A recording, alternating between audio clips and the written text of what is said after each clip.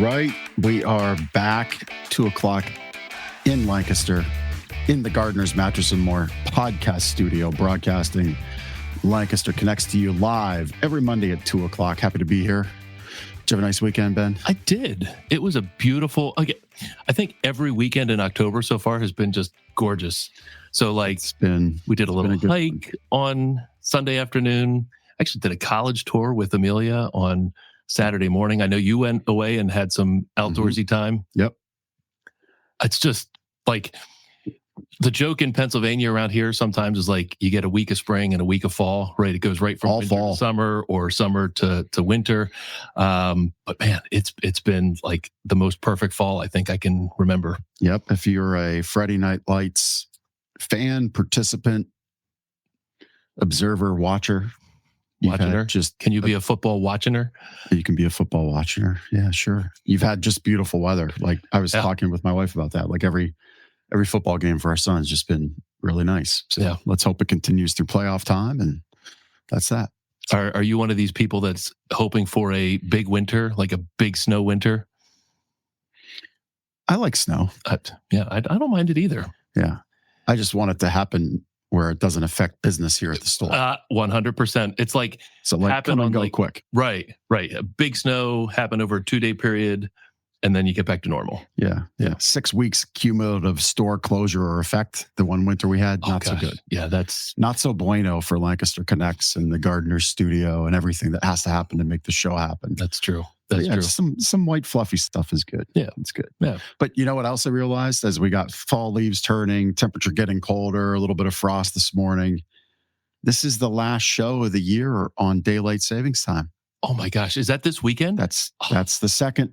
So when we are live next week on the 3rd, we'll be. I did not know that. We'll have warped through the times by turning back the clock. I'm glad you said something. I mean, I'm sure I would have figured it out eventually. Yeah. Hey, stay by your microphone, man. My goodness, we have to. I was just blown away by the time change. Educate this guy on what to do every week. Yep. But we'll be turning back the clock. And maybe we'll turn back Ben's chair and strap him. Yeah, seriously, like put a belt around me or something. Yeah. Seatbelt. Strap me in. Like a kiddie belt on the Hershey roller coasters.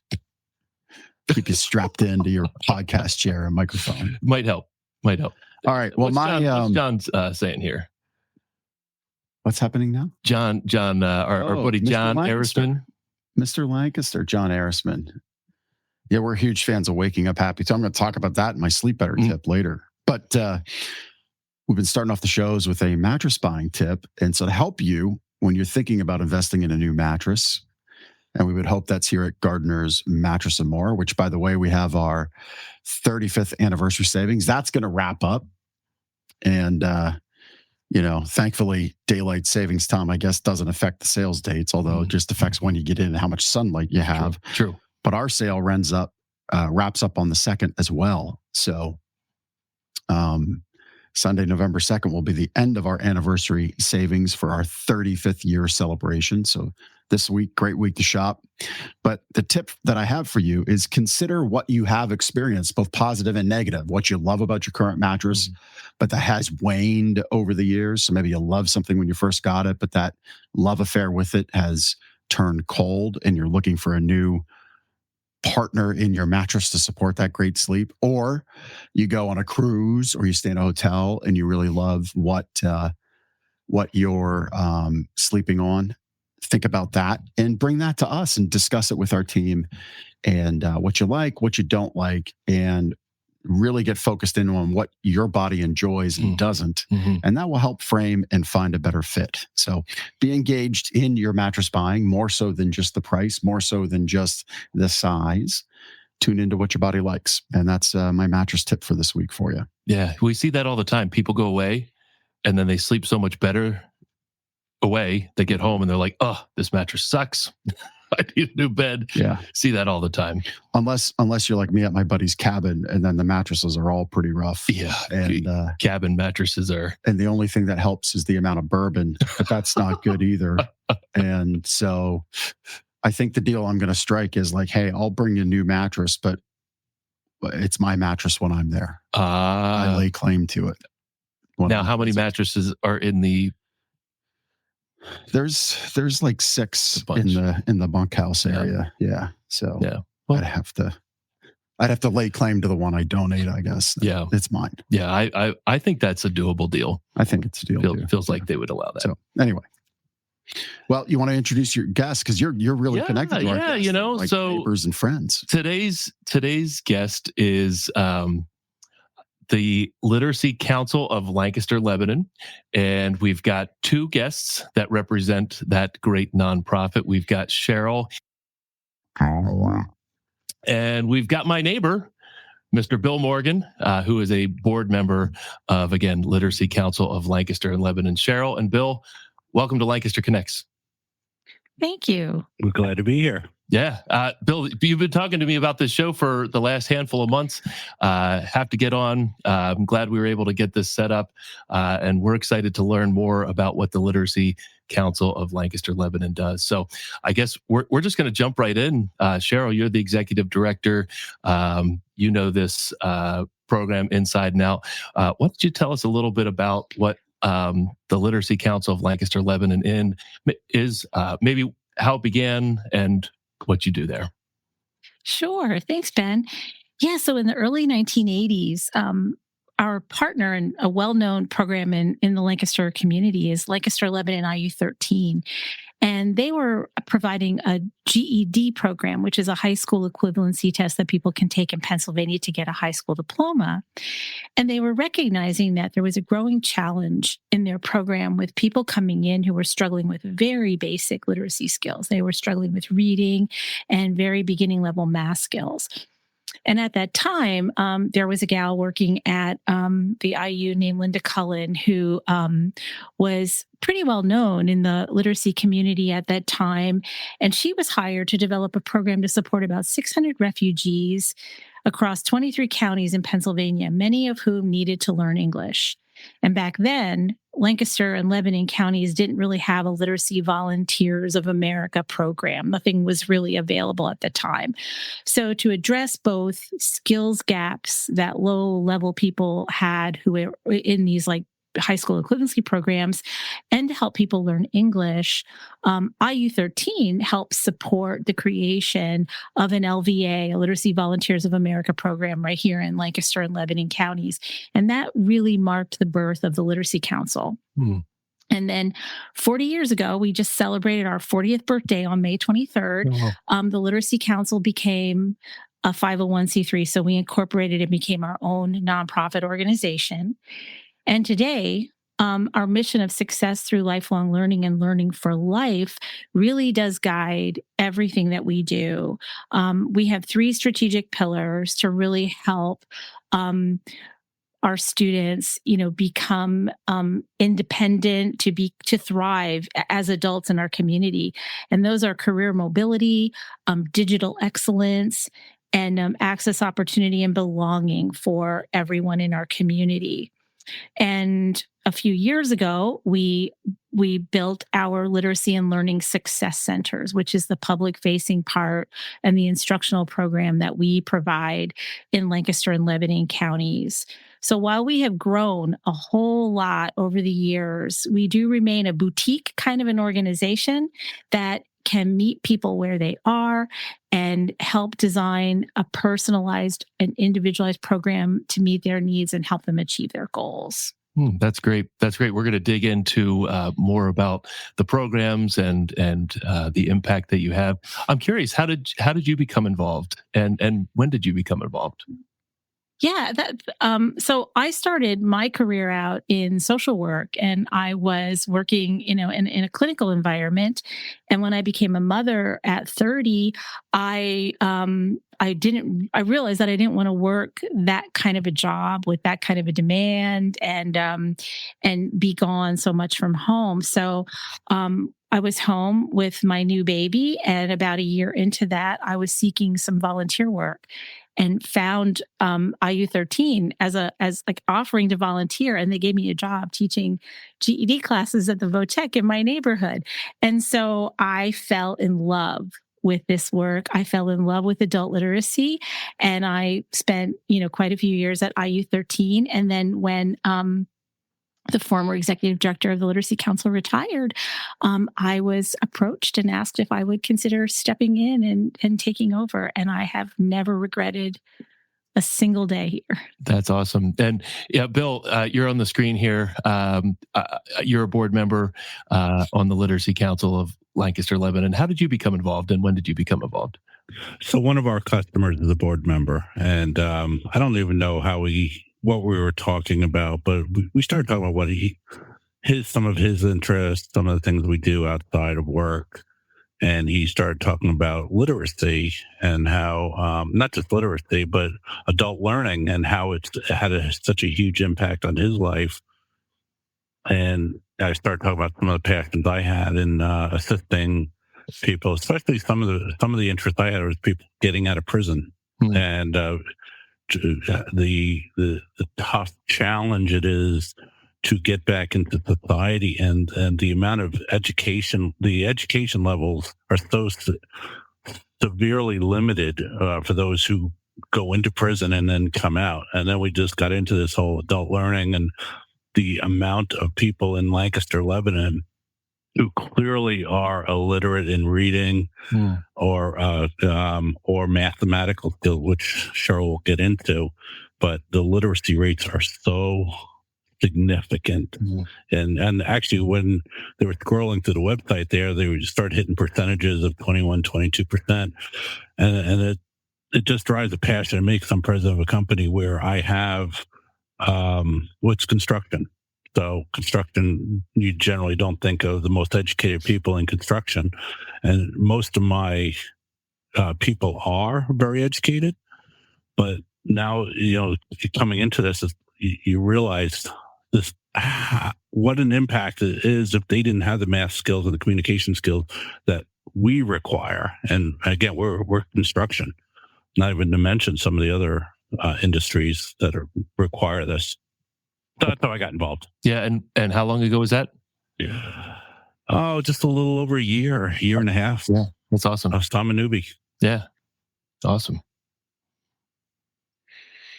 So Cheryl, I think we touched on a couple of the common challenges, but let's just get that out there so people can hear and understand what are those common challenges that you see among students or adults who come to you for the help and the services you provide. Yeah, I mean, they face so many challenges. The one thing that has recently kind of emerged for some of our students is they were hired in their jobs without a high school diploma, and they've been told that they need to get a high school diploma. So that credential is a definitely a challenge for people, and it's harder to get jobs today if you don't have that high school credential. Learning confidence and self-esteem. If you didn't make it through school for whatever reason, you're really probably struggling with that confidence. And I love when my students, they say, like, you believed in me when I didn't even believe in myself. And that's, a big part of what we really try to, empowerment is really the thing here for people to, build those skills so they're empowered to continue their learning. Another thing that we, tend to see is like undiagnosed learning disabilities or learning conditions that have impacted them their whole lives and they've never discovered it or understood it before. For some, it's, limited access to resources, like they don't have computers at home, or they don't have the internet, or they don't have the skills to use those computers. For many of our students, they come to us to learn English. They come here from other countries as immigrants or refugees. And so limited English proficiency is a challenge. And another thing that can really help people not be able to move forward on a career path or even getting a first job is lack of goal clarity, like just not really understanding, well, what do I want to do and how do I make that happen? So, that's a big part of what we do. Time constraints. Most of our students work, they have jobs and they have families. So, they're trying to fit in, school while they're raising children and going to work. So let's talk about how the literacy and learning success centers solve those challenges. Let's kind of dig into the programs and services that you offer. Cheryl, go ahead. Sure. Yeah. So, one of the foundational programs that we offer is those basic academic skills, reading, numeracy, those kind of skill building things, language skills for people learning English. High school equivalency preparation, as I said before, that's a really important thing in the community. And, a lot of people that come to us for a GED preparation program really need help. They really need a lot of remedial support. Another thing that we offer is career awareness and career exploration. And we try to embed that for every one of our students that has a career goal or wants to change jobs. We also work directly with employers by providing workplace education programs at work for folks. So we've had companies that have had people that were struggling with some skills, and that allowed them to remove that barrier of having to go to a program outside of work. Digital literacy is one of our newer programs that we started back in 2020. And we have workshops for people to help them build digital skills and digital competence. And then I think one of our most unique programs that we offer is called our International Healthcare Professionals Program. And that's a program where internationally trained physicians who come here, either as refugees or immigrants, and want to reclaim their careers can come to us, and we can help them, guide them on a career path that's accessible and workable for them. So we have, hundreds of people living in the community that are trained physicians, but can't work as doctors in the US until they are licensed. And that is a really heavy lift for any, internationally trained physician. So we've had 8 people in our program who are now in a residency, one who recently graduated. And we've had 36 internationally trained physicians become BSRNs. So now they are working as bilingual nurses right here in our community. We've had others who are now going into the next phase of that, which is a certified nurse practitioner. And then for others who are kind of newer in the program, they're building stackable credentials through like some of the allied healthcare field careers like phlebotomy. And some are also working to become certified medical interpreters. So I'm really proud of that program. And we've partnered with Dr. Daniel Weber, who has really been he's the founder of the program, and he has really been our expert in what it takes for someone to reclaim a career in medicine in the U.S. Just a quick follow-up question. How does somebody find out about the Literacy Council of Lancaster, Lebanon? How does somebody get involved? Yeah. So most of our students find out about us through other students. Like word of mouth is like 85% of the people who come to us tell they found us through a friend or a family member. But we do have a website, as you saw a little bit of that. And we maintain a social media presence. And we really work hard to connect with other programs in the community. We really try to get out there to our nonprofit partners, our workforce, partners. We are, part of the Lancaster Career Link. So we work really closely with a lot of people in the community to make sure that they know we're here. And if they're working with folks who are struggling with basic education skills, that they can refer them to us. That's great. Yeah, very good. And for anybody that's catching this show and wants to connect to the great work that Cheryl is leading and that Bill is supporting, all the links for the Literacy and Learning Success Centers are in the show notes with this episode. So if you're picking it up on YouTube, look down in the description. If you're watching it here on Facebook, it'll be with the post. If you're on LinkedIn, a wall? Is that what LinkedIn is called? I just completely drew a blank there. Anyway. Sounds right. Yeah, maybe, Cheryl, I need to come back and do some learning with you in that digital excellence. Sometimes I'm on the digital excellence struggle bus. Anyhow, so I would think helping medical professionals reclaim their licensure and status here is a pretty big story of transformation. But are there any others that stand out for you that really just make it so easy to get up in the morning? You say you're very committed to this work that comes through the screen, comes through the sound for sure. But what are those stories of transformation and success that just really get you going and make you so proud of this work? It's really hard to come up with a story to share, but I think the one that tugs at my heartstrings probably more than many of the others is a few years ago, we were partnering with a homeless shelter in the Elizabethtown area. And they had asked us to provide HSE class, a high school equivalency class for folks who were in the shelter. And it was a small little class. And this young man, I mean, he was not even 18 years old, was living in this homeless shelter. And, his story that he was willing to share was that he was living in a really difficult home. It was really chaotic. And ultimately, his father ended up leaving his mother, and his mother said, "You're going to have to fend for yourself because I can't take care of you anymore." So he found himself homeless, and he was, staying with friends as long as their parents would allow it to happen. And then at some point, he ended up on the street and found his way into this homeless shelter. And he said, "Look, I just want to get my high school diploma so that I can go into the Army because I don't know what else I'm going to do."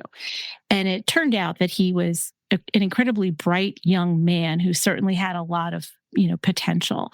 And he passed the GED exams like in record time. I mean, he burned through his preparation, passed all the tests. He had to wait till his 18th birthday to get that high school diploma. But I don't know if when you go into the Army, you have to take the ASVABs and you have to get a certain score. And if you have a GED diploma, there's a couple more barriers for you. It's a little tougher to get in. But his score on the ASVAB really took away some of those barriers for him. And he was able to go into the Army, and it was such a good opportunity for him because he had, security, he had stability, he had a goal, and then he had access to all of the supports that were available to him through ongoing education and training. So I think there's a lot of people like him in our community, and I feel really good about our, work and our ability to help people empower themselves, through education and learning. Yeah. Yeah. I think folks listening and watching should maybe rewind the tape there. The tape, if it's digital tape. There's no such thing as tape anymore, but use your rewind button. Go back a couple minutes there and hear E-Town, homeless shelter. And that phrase doesn't really compute in most people's minds. I don't think. You don't think of homelessness in Elizabethtown. You don't think of a young man under 18 as needing services, needing help and support. And it's easy to get into our day-to-day life. And I'm not saying this to admonish anybody, but it's really easy to just look by these things. And I was reminded of this Friday night, senior night for my son's football team. Sure enough, one of his teammates is out there by himself. Now, thankfully, our parent group's pretty tight knit and lifted this young man up. And, mom has passed away earlier this year. And at present, dad and son aren't talking.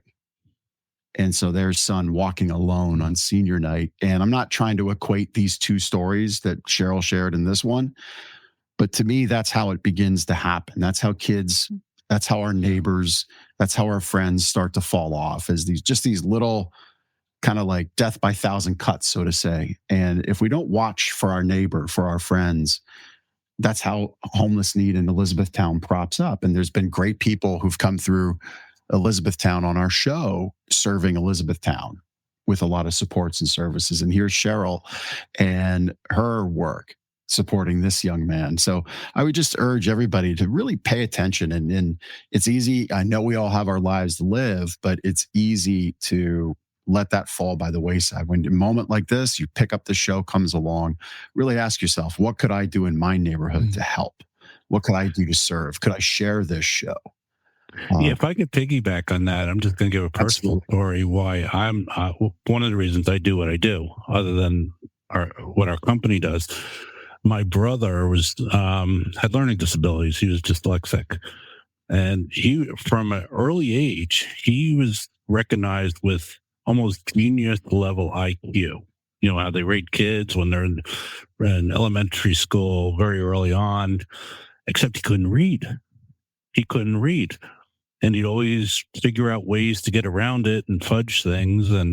But eventually he got stuck with the other kids that had issues, whether they had broken families or they had learning disabilities or whatever it was. They became the bad kids, and they get a stigma. And then other parents, like, he's one of the bad kids, or the other kids see them as bad kids.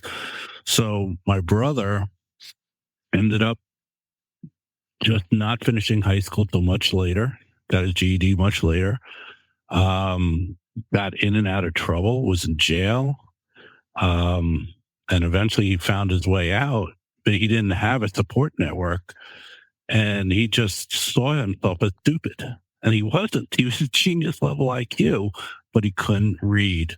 And eventually he started his own business and became successful on his own. But it took years.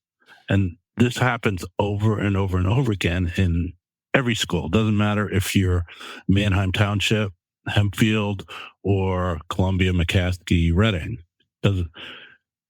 Those kids are everywhere, and they're bright. As Cheryl was talking about, this one kid that she was describing, high intellect, poor situation, and man, we help. That's what's so great about this. We help so many people, and some of them come from families that are broken, that causes them to be broken, and this allows them to break that chain, because this is generational. This isn't sometimes just they're not the first kid or first person in their lineage who has a learning disability or can't read or has computer skills. It's because a lot of times nobody read to them when they were little. It's some of that. They just didn't have it. I'm sure your kids are blessed that you probably read to them as they were little kids. They saw books. They learned the letters, but not everybody has that. They're struggling as kids. And these are the kids. And that's why I'm involved, because Cheryl and her group has this passion to help these kids. And it's just a great success story. So I just wanted to piggyback what you were saying about E-Town. Well, it happens everywhere. Yeah. Yep. And the numbers are staggering. Yeah. No, thanks for sharing, Bill. And happy for your brother's success now today. That's great. That's really great. Thank you. Yeah, Bill, can you talk a little bit about, talking about improving literacy, improving all of the areas of life for the clients that use the services, but also building, stronger families and a stronger Lancaster community. Can you talk a little bit about what improving literacy can do from those standpoints? Oh, absolutely. Well, I'll talk about here at Capital Coding. So we're construction. I'm not going to do a commercial about Capital Coding, but we really care about our employees. It's part of our mission to let employees. Oh, thank you for that. Appreciate it. Chris is promoting. We're commercial industrial. We're not residential. But we really do have a passion to, and we tell it to our guys, we want you to grow. We want you to become the best you can be. And the CEO uses the word, he's here to make sure people thrive. Now, many of them never had anybody who ever wanted to see them thrive. So how do we do that? And we do have a few foreign nationals. We do have some who come from other countries, but we have many who just came from broken homes. We had one guy, we didn't even know it at the time, was living in his car to come to work every day. He lived in his car. And we changed that right away as soon as we heard about it. But these are the situations that employers are facing to get good workers. Mm. And so what can I do? So first, if we recognize there seems to be some challenges in reading or writing, we'll address that. If they need their GED, we'll help support that. If they need further education, they're new to the country, and they have of course, they have their legal paperwork to work here, but they may still have an English language skill. So we'll pay for that kind of training and education to let them have whatever it takes to get them to that point. Legal paperwork. A lot of them don't understand the legal terms that are required to just get some kind of legal status here in the U.S. So we'll introduce them to groups like Church World Services or to the Literacy Council or to others that are out there that can help them. So we're here to help people. And I think most employers in the county that I talk to are the same way. They just don't know how to do it or where to go. So this is where we do outreach with those other organizations, or we're trying to be better at it, I should say, trying to work with those organizations. But there's a distribution center around the corner from us. Here, we're out in the Gap area, huge distribution center. And from what I understand, Cheryl, right, they use a ton of their people have used our resources, if I'm not correct. Yes. So companies can send their people to us if they are doing different programs. They need their people to be able to read charts, understand numbers, just do the basics to get by. For instance, in our construction documents, because we're in commercial construction, they have to understand safety regulations. They have to be able to do daily checks on measure things on a daily basis. They have to be able to record those things. They have to use technology, taking photos and such. Some of that comes naturally, but even in the most basic of industries, driving a forklift, there are so many things they have to know. Mm-hmm. So we do provide those basic skills. And people don't think about how important those basic skills are just to get by in life. Yeah, that's amazing. I mean, your investment in them as a benefit for working there makes them probably more efficient employees, and having more of an impact in their home family and in their community. I love that. Well, they can take more pride in themselves, and they can help their own children. It really is cool. And of course, the picnics and everything that everybody does, but people are proud to work here because they become better people. Mm-hmm. And we take an interest in them. Again, I don't want to make this a commercial about us, but I know Lancaster County is that way. We are a melting pot of individuals from all over, and Lancaster County has always been that way. And the companies that represent the county, they want those same things for their people. And it's, that's what we do. That's awesome, Bill. Bill, I like how you said your CEO is there to see everybody there thrive. I like that. So, a little tweak on the question we have here, taking that mantra of seeing everybody thrive. Obviously, literacy is the foundation of that because, as you said, they have to read MSDS sheets for your coatings, right? Yes, safety. Correct. Chemical specifications. Are you impressed that I know MSDS sheets? Yeah, I was really impressed by that. I didn't even think of that one. Pretty big stuff from the mattress guy, huh? No. But what would be your challenge to other employers channeling your CEO about seeing his people thrive so that literacy becomes that foundation for stronger families at home? What would be your challenge to other employers? Oh, man.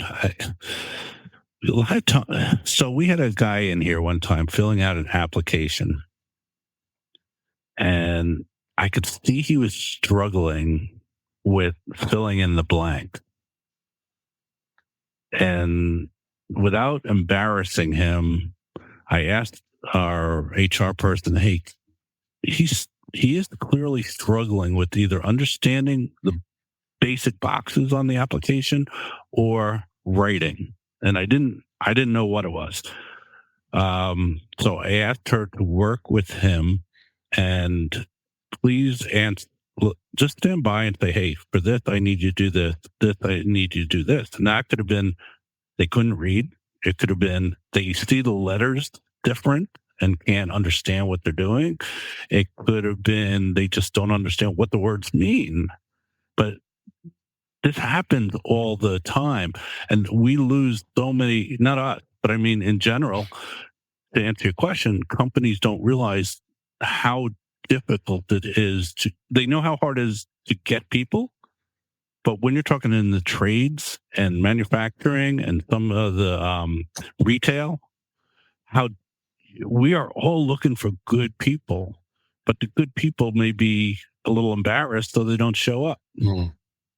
And I just want to fill out an application and they can't. So employers can utilize the literacy council and help us. We can help them. We can advise them. We can, our resources, the people that work for Cheryl, they can help. Now, we're not going to teach them how to do their work, how to do their business, but they are professionals in instructing how to work with individuals who have learning issues. Right. That's where you can use us. That's how we can help the community even more than we do now. Mm-hmm. And it's companies knowing about us, they can reach out to us because they don't have that skill. They don't have that knowledge, but they do have the need. Yeah. So we can bridge the need and the education they need to start making themselves more effective for their employees and applicants. Yeah.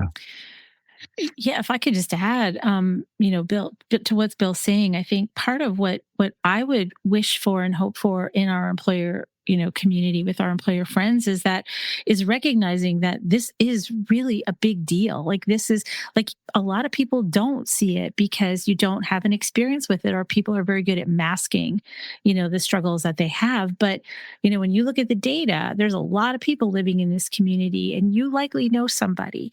And I think recognizing it and then providing the supports that people need.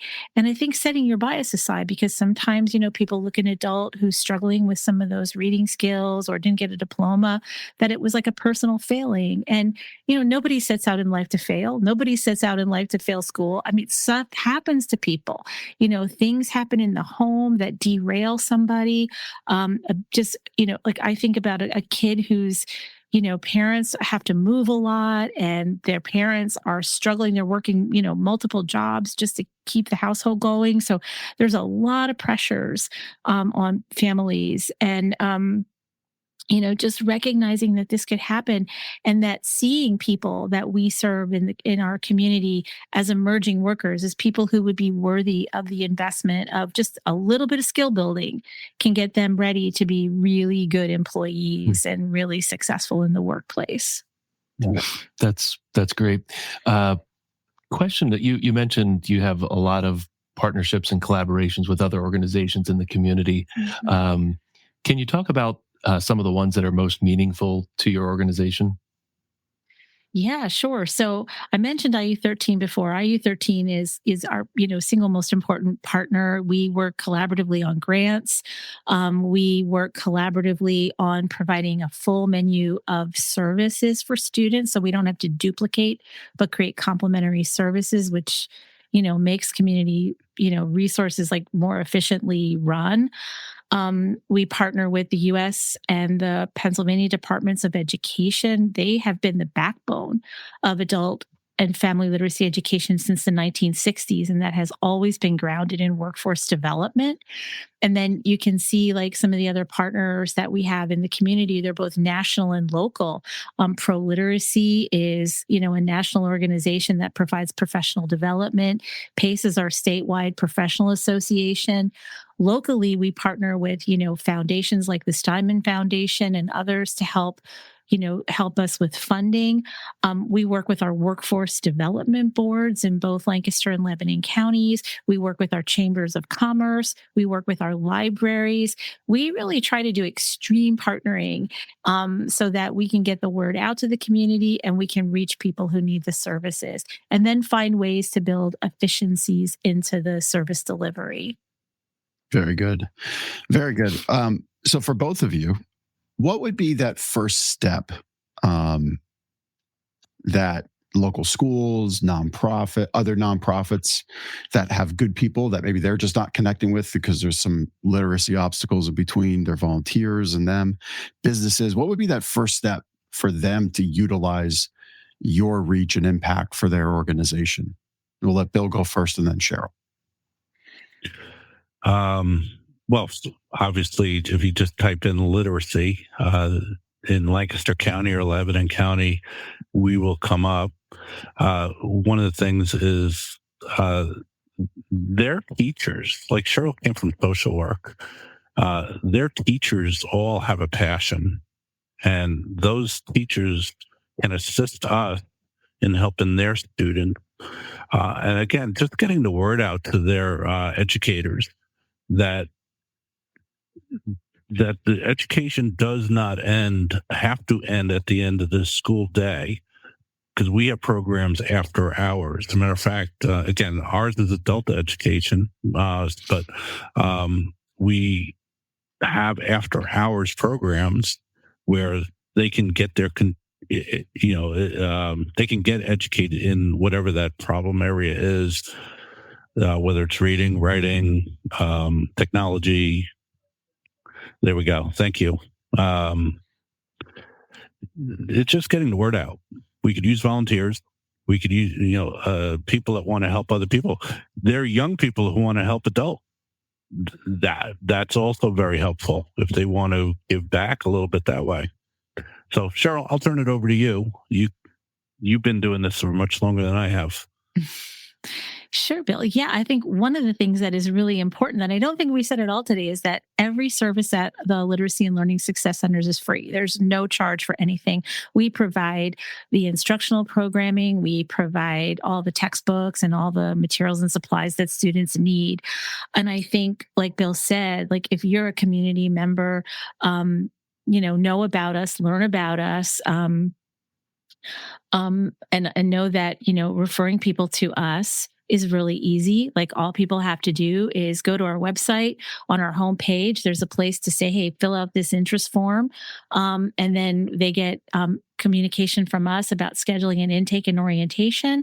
They come in, they take an assessment, and that is how we place them in the most appropriate instructional setting. We have remote class options. We have, face-to-face options. We have individual tutoring, small group and large group. So it's very flexible. There's bound to be a program for anyone who's looking for support and building their basic skills, getting a high school diploma, getting some help with career pathways and, building their own career pathway. Yeah, I would even say there's a lot of parents whose kids are a lot more educated than they are, just because they are going through the formal education process, and the kids know their mother, father have some kind of learning issue or something holding them back from getting employed, something maybe they're not confident about. So the kids would love to help their parents. And that's an area where if the educators knew that we existed, they could say to the kids, hey, I know a place your mom and dad can go to for whatever it is that they need help with. So that's I haven't really thought about that till just now.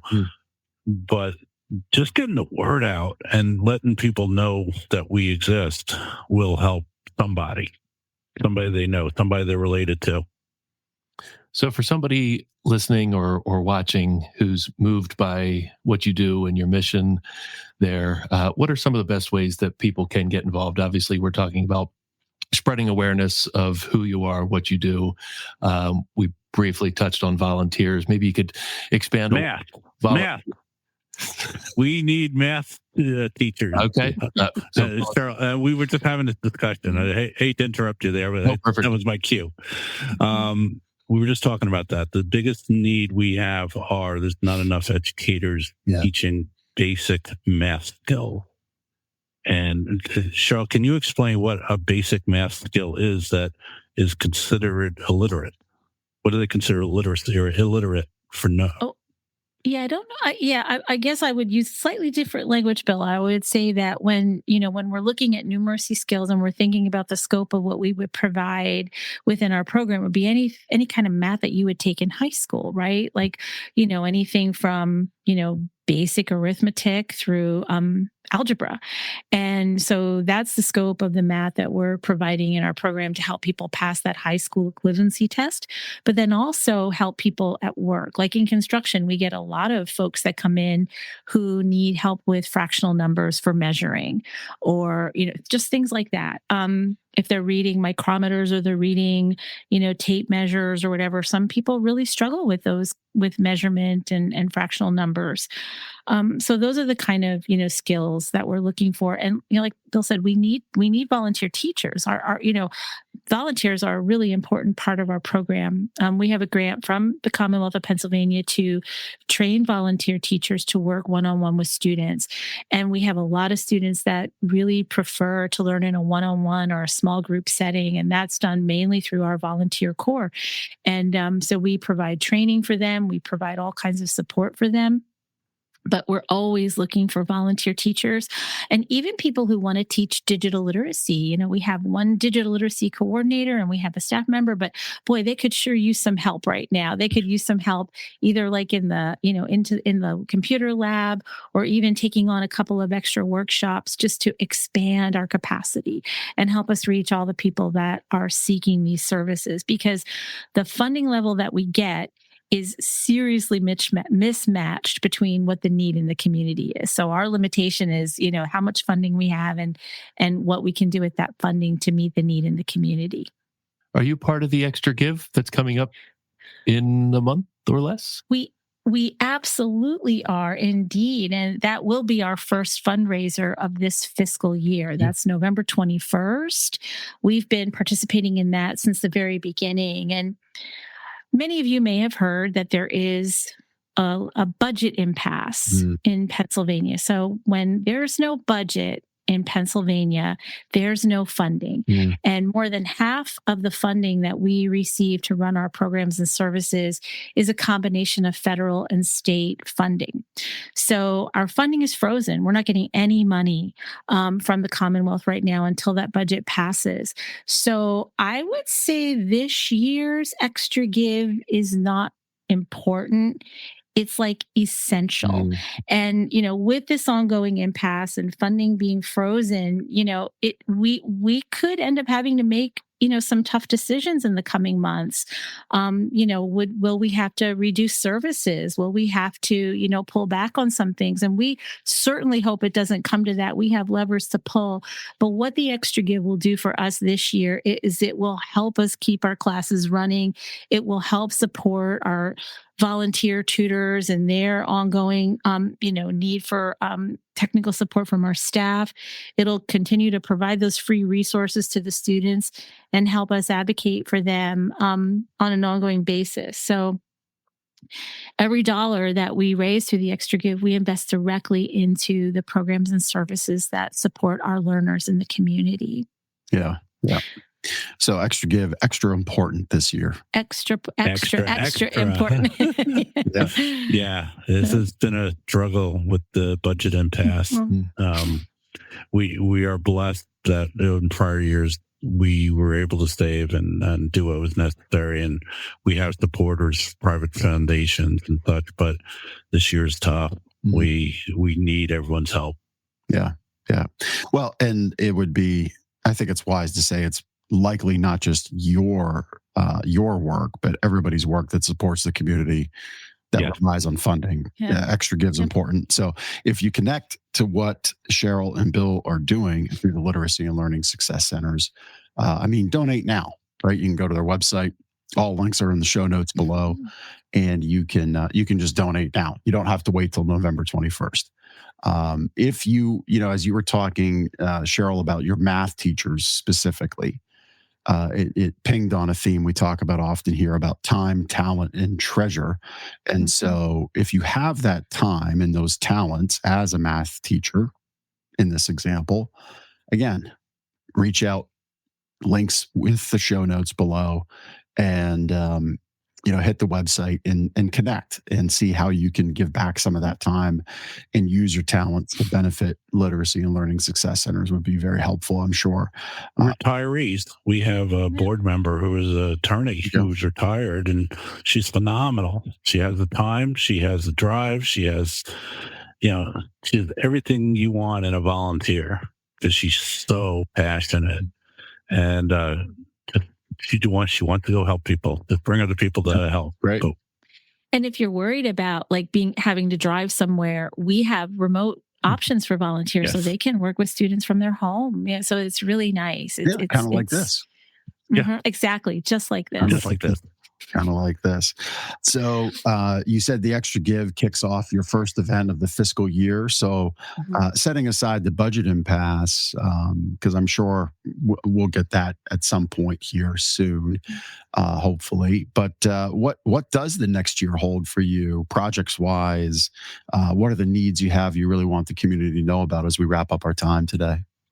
Yeah, we're really excited about an investment we made last year in Canvas as a learning management system for our program. So that is really going to tie our teachers all together, having this one place for students where they're going to go to take their online classes or they can go to get their homework. It's brand new for us, and we're building that program as we go. We recently received a grant from the Lancaster County Community Foundation to build asynchronous classes for high school equivalency preparation. So students don't have to be held to a rigid time. They can go when they come home from work, if it's 11 o'clock at night or it's, 6 o'clock in the morning, whatever's convenient for them.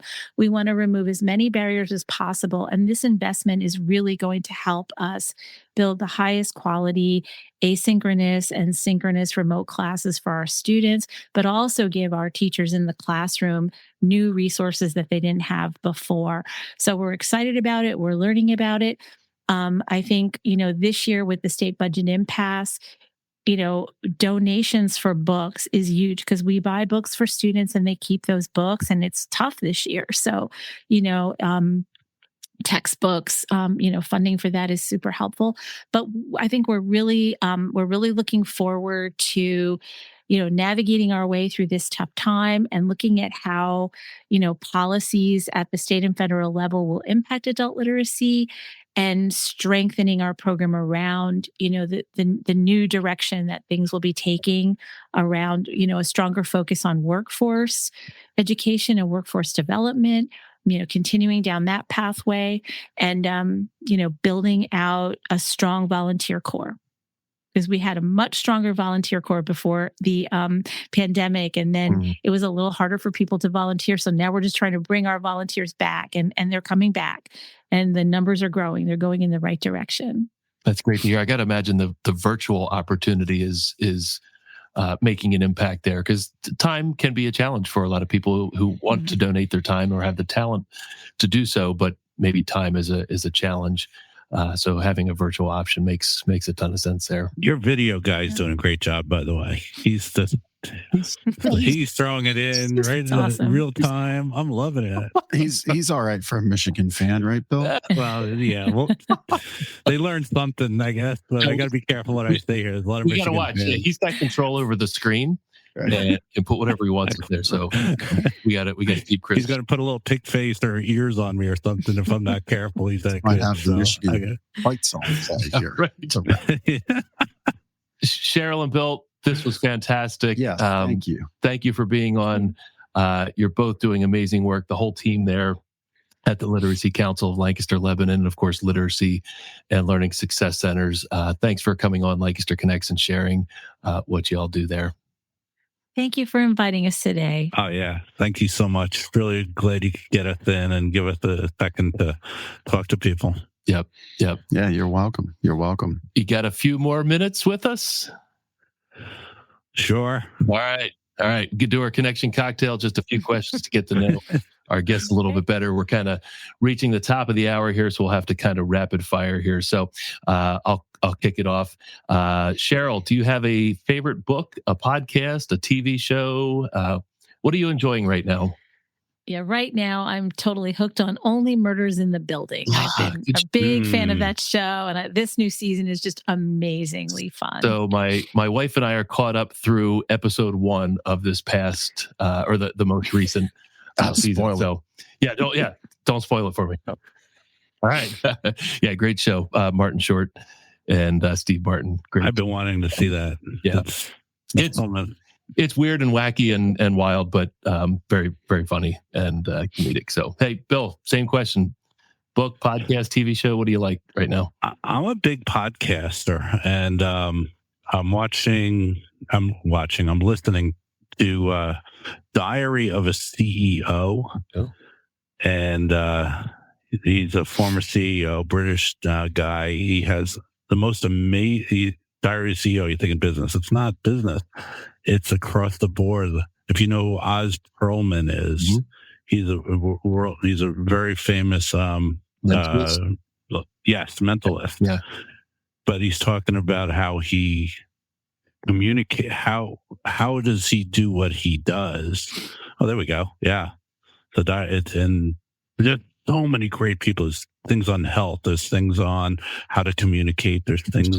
So I'm hooked on that one right now. One of many. Check that one out for sure.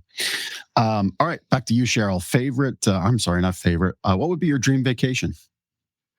I know this is going to sound so weird, but it would be a staycation at my house in my backyard with literally nothing to do. No chores, no gardening, no laundry, nothing. Just enjoying my home. Peace and quiet. Yep. Yeah. Without any pressure. Love it. How about you, Bill? Oh, man, there's so many. I'm heading to Hawaii next week. Never been to Hawaii. Oh. Any place is wide open space. Montana, Germany, it could be China, wide open spaces. That really Alaska. Those are the kind of places I love. Need somebody to watch Harley while you're gone? Exactly. All right. Last question. We'll wrap up our connection cocktail here. Favorite local spot in Lancaster? Coffee shop, restaurant, park? Cheryl, sounds like it might be your backyard. I think it's my backyard because I am a homebody for sure. Awesome. Well, maybe we'll come over. Yeah, maybe we'll come over. Bill, same thing. Same question. You know, I live in Manheim Township. I just go to Landis Woods. I was there yesterday. It's such a little gem.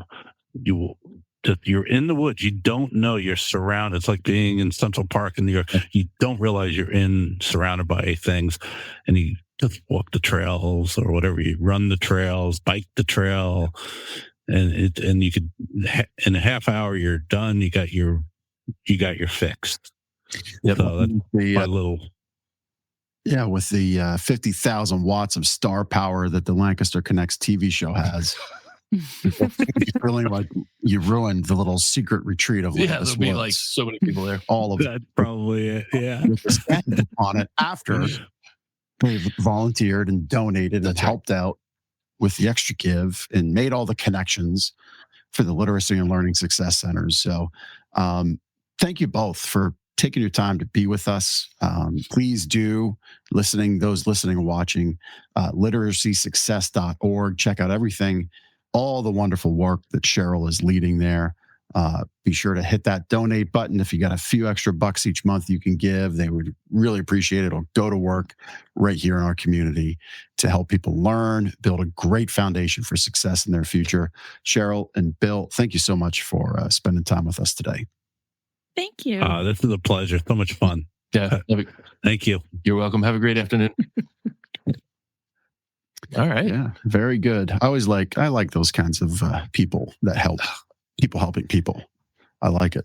And it's awesome to see the foundational stuff I really like. Yeah, we say this all the time, organizations connected to other organizations helping those in need in our community. We see it all the time on the show. Yeah. Awesome. Maybe on December 23rd, we'll have the Human Fund on the show.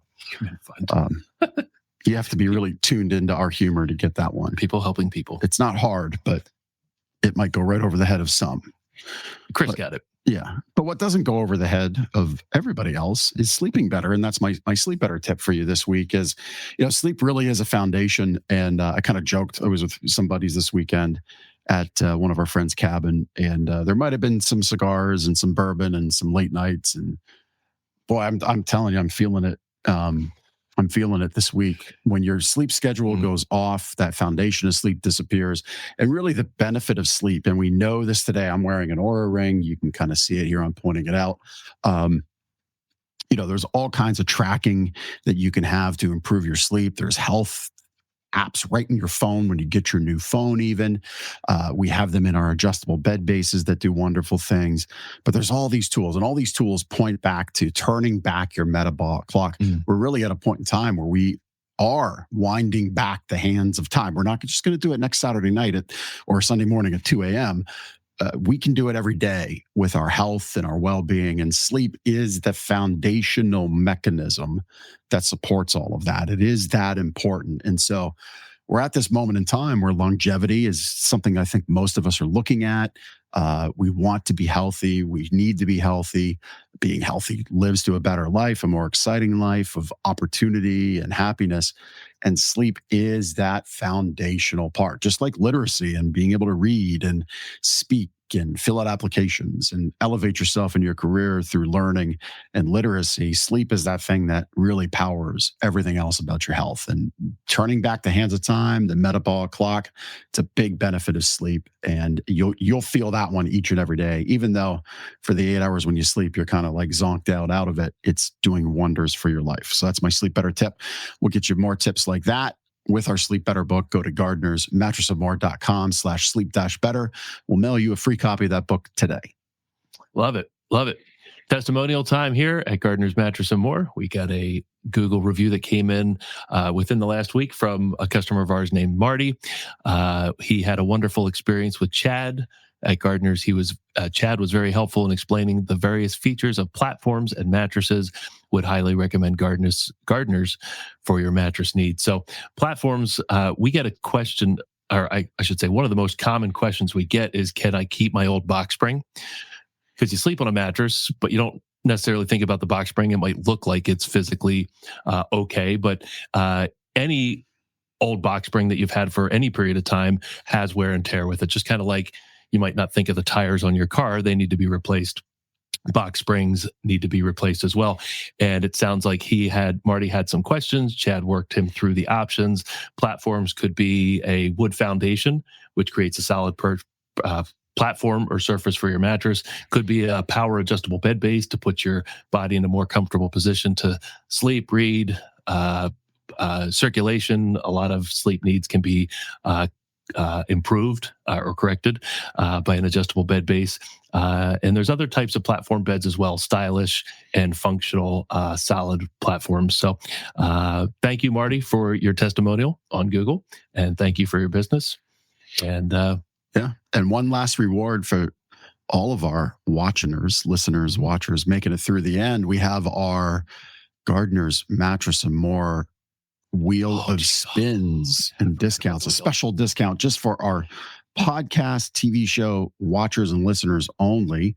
We might be surprising Chris on that one. He's scrambling. He's scrambling. We're not really surprising. We just didn't weave it in just yet. But there we go. He's got our back always. So this is a gift for you, for those only who watch our show. We're going to spin the wheel, and that will be this week's special discount from right now through 2 p.m. next Monday, November 3rd, which is, it's wild to say we're in November, but it's going to be, it's going to be ho, ho, ho Christmas soon.